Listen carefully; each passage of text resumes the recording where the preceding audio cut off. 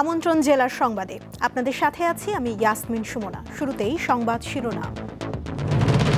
৩ দফা দাবিতে এমপিওভুক্ত শিক্ষকদের কর্মবিরতি চলছে, স্কুল কলেজে পাঠদান বন্ধ। এই নির্বাচন কমিশনের অধীনে সুষ্ঠু নির্বাচন হতে পারে না, দিনাজপুরে মন্তব্য সার্জিসের।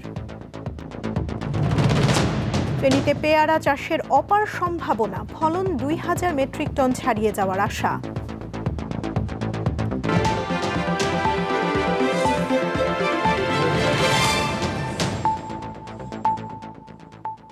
এবারে বিস্তারিত। ৩ দফা দাবিতে সারা দেশের সব বেসরকারি এমপিওভুক্ত শিক্ষা প্রতিষ্ঠানে অনির্দিষ্টকালের কর্মবিরতি চলছে। এতে দেশের বিভিন্ন স্থানে এমপিওভুক্ত স্কুল কলেজে পাঠদান বন্ধ রয়েছে। ঢাকার সঙ্গে নওগাঁর ১১টি উপজেলার সকল মাধ্যমিক পর্যায়ের প্রায় ৮ শতাধিক শিক্ষা প্রতিষ্ঠানের শিক্ষকরা কর্মবিরতি পালন করছেন।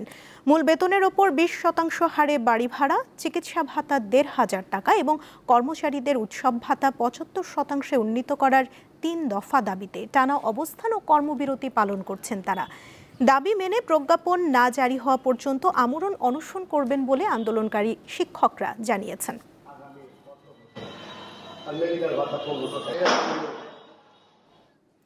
এই নির্বাচন কমিশনের অধীনে সুষ্ঠু নির্বাচন হতে পারে না বলে মন্তব্য করেছেন জাতীয় নাগরিক পার্টি এনসিপির উত্তরাঞ্চলের মুখ্য সংগঠক সার্জিস আলম। দুপুরে দিনাজপুরে জাতীয় নাগরিক পার্টির জেলা শাখার সমন্বয় সভা শেষে সাংবাদিকদের সঙ্গে আলাপকালে সার্জিস আলম বলেন, শাপলা প্রতীক দিতে আইনগত কোনো বাধা নেই। যে নির্বাচন কমিশন একটি রাজনৈতিক দলকে তাদের প্রাপ্য প্রতীক দেওয়ার সৎ সাহস দেখাতে পারে না, সেই নির্বাচন কমিশনের অধীনে এই দেশ একটি সুষ্ঠু নির্বাচন হতে পারে না। জুলাই সনদ সম্পর্কে সার্জিস আলম বলেন, জুলাই সনদের আইনগত ভিত্তি চান তারা। এই প্রতীক তো আমরা আজকে আবেদন করি নাই। আমরা যেদিন রাজনৈতিক দল হিসেবে নিবন্ধনের জন্য আবেদন করেছিলাম সেদিনই তো আমরা এই প্রতীক চেয়েছিলাম। তাহলে বিগত কয়েক মাসে এটা তিনি কেন ওই তাদের যে শাপলা প্রতীকের তাদের যে লিস্ট মার্কার, ওই লিস্টে এটা কেন অন্তর্ভুক্ত করেন নাই? যেই নির্বাচন কমিশন একটা রাজনৈতিক দলকে তাদের প্রাপ্য মার্কাটা দেওয়ার সৎ সাহস দেখাতে পারে না, আমরা মনে করি সেই নির্বাচনের অধীনে একটা সুষ্ঠু নির্বাচন এই বাংলাদেশে হতে পারে না। হবিগঞ্জের নবীগঞ্জে ওজনে মিষ্টি কম দেয়াকে কেন্দ্র করে টর্চ লাইট জ্বালিয়ে সংঘর্ষ হয়েছে ২ গ্রামবাসীর। এতে রণক্ষেত্রে পরিণত হয় স্থানীয় ইমামবাড়ি বাজার। শনিবার রাতে উপজেলার সন্দলপুর ও কালিয়ারভাঙ্গা গ্রামের লোকজন ইমামবাড়ি বাজারে সংঘর্ষে জড়িয়ে পড়ে। পুলিশ জানায়, সম্প্রতি কালিয়ারভাঙ্গা গ্রামের সাদমান আহমেদ ইমন সন্দলপুর গ্রামের আমির উদ্দিনের দোকান থেকে মিষ্টি কেনেন। এ সময় ওজনে মিষ্টি কম দেয়ায় তাদের মধ্যে বাকবিতণ্ডা হয়। সাদমান বিষয়টি নিয়ে ফেসবুকে পোস্ট দেন। এর জেরে গতকাল রাতে উভয় পক্ষের লোকজন দেশীয় অস্ত্রশস্ত্র নিয়ে সংঘর্ষে জড়িয়ে পড়ে। ২ ঘণ্টা চলা সংঘর্ষে অন্তত ৫০ জন আহত হন। আহতদের হবিগঞ্জ সদর আধুনিক হাসপাতাল, নবীগঞ্জ উপজেলা স্বাস্থ্য কমপ্লেক্স সহ বিভিন্ন হাসপাতালে ভর্তি করা হয়েছে।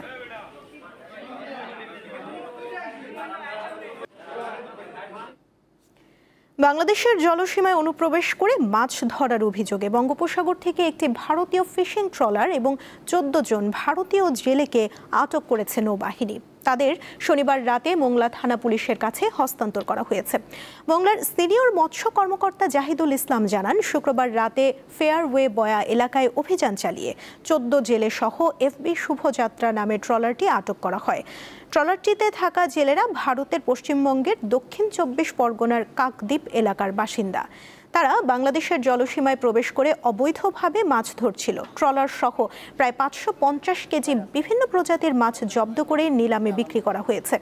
মোংলা থানার ভারপ্রাপ্ত কর্মকর্তা জানান, ভারতীয় জেলেদের বিরুদ্ধে সমুদ্র সীমা লঙ্ঘন ও মৎস্য সম্পদ লুটের অভিযোগে মামলা হয়েছে। রোববার দুপুরে বাগেরহাট আদালতের মাধ্যমে তাদের জেল হাজতে প্রেরণ করা হয়েছে। এবারে কেওয়াই স্টিল চট্টগ্রাম সংবাদ।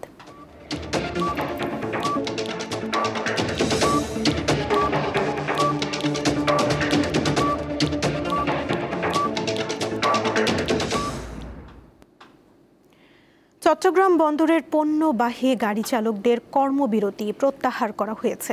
দুপুরে বন্দর কর্তৃপক্ষের চেয়ারম্যানের সাথে পরিবহন মালিক শ্রমিকদের দীর্ঘ বৈঠক শেষে এই সিদ্ধান্ত জানানো হয়। চট্টগ্রাম বন্দরের বিভিন্ন সেবা খাতে মাশুল বাড়িয়েছে বন্দর কর্তৃপক্ষ। চলতি মাসের 15 তারিখ থেকে নতুন হার কার্যকর করা হয়েছে। কর্তৃপক্ষের এই উদ্যোগে বিক্ষুব্ধ হয়ে ওঠে বন্দর ব্যবহারকারীরা। বর্ধিত মাশুল প্রত্যাহারের দাবিতে বন্দরে পণ্য আনা নেয়ার কাজে নিয়োজিত ট্রাক, কাভার্ড ভ্যান ও প্রাইম মুভার মালিকরা তাদের গাড়ি শনিবার থেকে বন্দরে প্রবেশ বন্ধ করে দেয়।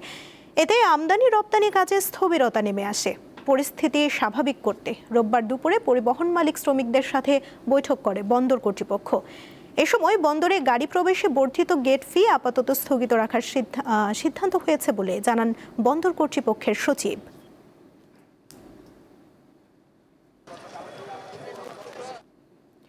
মধ্যপ্রাচ্যের ওমানে সড়ক দুর্ঘটনায় নিহত 7 জন সহ 8 জনের মরদেহ চট্টগ্রামে পৌঁছেছে।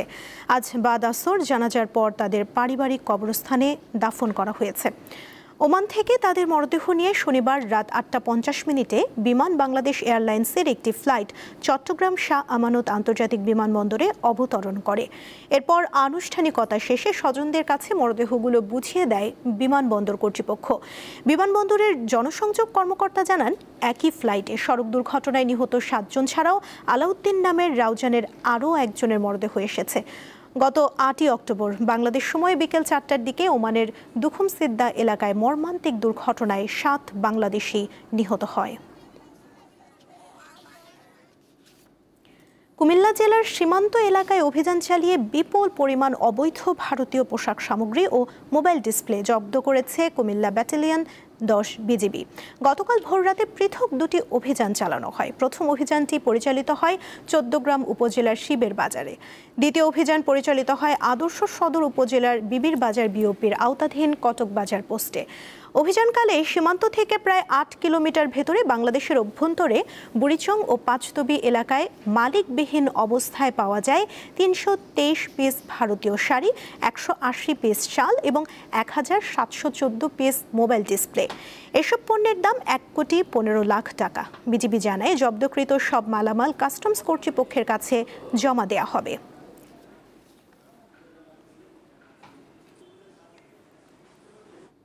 পাবনার সেন্ট্রাল হাসপাতালে এক প্রসূতিকে যৌন হয়রানির অভিযোগে 3 জনকে আটক করেছে পুলিশ। শনিবার রাতে সন্তান প্রসবের জন্য হাসপাতালে ভর্তি হন ওই নারী। পরে অস্ত্রোপচারের জন্য তাকে প্রস্তুত করার সময় এক হাসপাতাল কর্মী তাকে যৌন হয়রানি করে বলে অভিযোগ ওঠে। এ সময় ভুক্তভোগীর ভাই এডওয়ার্ড কলেজের ছাত্র রেদওয়ান আহমেদ শুভ প্রতিবাদ করলে হাসপাতালের স্টাফরা তার উপর হামলা চালায়। পরে এ খবর এডওয়ার্ড কলেজে ছড়িয়ে পড়লে শুভর সহপাঠীরা হাসপাতালে এসে ভাঙচুর করে।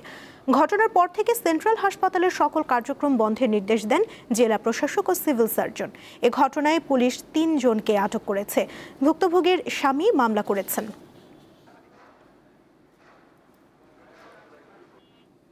2025 সালের সার ডিলার নিয়োগ নীতিমালা বন্ধ ও কমিশন যৌক্তিক পর্যায়ে নির্ধারণের দাবিতে জামালপুরে মানববন্ধন অনুষ্ঠিত হয়েছে। দুপুরে বাংলাদেশ ফার্টিলাইজার অ্যাসোসিয়েশন জামালপুর জেলা ইউনিট এই মানববন্ধন ও স্মারকলিপি প্রদান কর্মসূচির আয়োজন করে। জেলা প্রশাসকের কার্যালয়ের চত্বরে ঘণ্টাব্যাপী মানববন্ধনে বক্তারা জানান, সম্প্রতি কৃষি মন্ত্রণালয় একতরফাভাবে সার ডিলার নীতিমালা 2025 খসড়াভাবে অনুমোদন দিয়েছে। নীতিমালায় যেসব শর্ত আরোপ করা হয়েছে তাতে সার বিতরণের চরম অস্থিরতা তৈরি হবে। ক্ষতিগ্রস্ত হবে সারের ডিলার ও কৃষকরা। ডিলারদের কমিশন যৌক্তিক পর্যায়ে নির্ধারণ করে 2009 সালের নীতিমালা বহাল রাখার দাবি জানান বক্তারা। পরে জেলা প্রশাসকের কাছে স্মারকলিপি প্রদান করেন সার ডিলাররা। ফেনীর বিভিন্ন স্থানে অনাবাদী ও পতিত ভূমিতে বাণিজ্যিকভাবে পেয়ারা চাষের অপার সম্ভাবনা দেখা দিয়েছে। জেলার কয়েকজন উদ্যোক্তা সফল হওয়ায় অনেকে এগিয়ে এসেছেন। চলতি বছর ফেনীতে পেয়ারার ফলন 2000 মেট্রিক টন ছাড়িয়ে যাবে বলে জানিয়েছে কৃষি বিভাগ।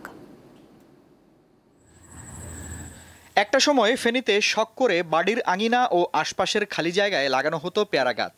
গত কয়েক বছর বাণিজ্যিকভাবে সফলতা পাওয়ায় এখন জমিতেও চাষ হচ্ছে পেয়ারা। ব্যবসায়িক সাফল্য দেখে পেয়ারা চাষে ঝুঁকছেন নতুন উদ্যোক্তারা। ফেনী সদর উপজেলার ধর্মপুরে 3 একর পতিত জমি ইজারা নিয়ে মিশ্র ফল বাগান গড়ে তোলেন 3 যুবক। তাদের বাগানে এখন প্রায় 1,500 উন্নত জাতের গাছে থোকায় থোকায় পেয়ারা ঝুলছে। আমরা মোটামুটি প্রতি গাছ থেকে প্রায় 30 থেকে 40 কেজি বাৎসরিক একটা ফল কালেকশন করতে পারি। মোটামুটি যার বাজার মূল্য প্রায় 15 থেকে 20 লক্ষ টাকার মতো। বেলে ও দোআঁশ মাটি পেয়ারা আবাদের জন্য সবচেয়ে উপযোগী। কৃষি বিভাগের পরামর্শে স্থানীয় উদ্যোক্তারা পতিত জমিতে পেয়ারা চাষ করে ভালো ফলন পাচ্ছেন। ফেনীতে যেসব পতিত জায়গা আছে, মানে সুনিষ্কাশিত জায়গা যেগুলাতে পানি থাকে না, এগুলাতে দিন দিন পেয়ারার আবাদ বৃদ্ধি পাচ্ছে এবং পতিত জায়গাগুলা চাষের আওতায় আসছে। কৃষকও খুশি, আমরাও কৃষি বিভাগ থেকে পরামর্শ দিয়ে তাদেরকে এগুলা করিয়ে তৃপ্তি পাচ্ছি। জেলার বিভিন্ন স্থানে এবার 180 হেক্টর জমিতে পেয়ারার বাণিজ্যিক আবাদ হয়েছে। এসব বাগান থেকে 2000 মেট্রিক টন পেয়ারা আশা করছে কৃষি বিভাগ। থাই পেয়ারা, গোল্ডেন 8 পেয়ারা এবং থাই 3 পেয়ারার জাত রয়েছে। এই জাতগুলা 12 মাসি জাত। এর ফলে দেখা যাচ্ছে কৃষক বছরে 3 থেকে 4 বার হারভেস্ট করতেছে। 3 থেকে 4 বার ফল পাওয়ার কারণে তার যে দৈনন্দিন খরচ, মজুরি খরচ ইত্যাদি খরচগুলা বারবার উঠে আসার কারণে সে আর্থিকভাবে লাভবান হচ্ছে। ফেনীতে বছরে প্রায় 8 কোটি টাকার পেয়ারা চাষ হচ্ছে বলে জানায় কৃষি বিভাগ। দীপ্ত বার্তা কক্ষ। জেলার সংবাদ শেষ করার আগে শিরোনামগুলো জানিয়ে দিচ্ছি আরও একবার। 3 দফা দাবিতে এমপিওভুক্ত শিক্ষকদের কর্মবিরতি চলছে, স্কুল কলেজে পাঠদান বন্ধ। এই নির্বাচন কমিশনের অধীনে সুষ্ঠু নির্বাচন হতে পারে না, দিনাজপুরে মন্তব্য সার্জিসের। ফেনীতে পেয়ারা চাষের অপার সম্ভাবনা, ফলন 2000 মেট্রিক টন ছাড়িয়ে যাওয়ার আশা।